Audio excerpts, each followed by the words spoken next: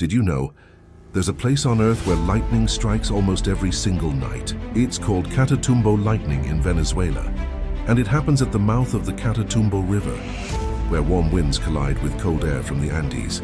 This clash creates a massive electric storm that can last hours, producing thousands of lightning flashes, often without thunder. Scientists believe this region's unique geography traps heat and moisture, turning it into a natural lightning factory. And the wildest part? Sailors used this lightning as a natural lighthouse for centuries. The storms were so bright they could see them from miles away.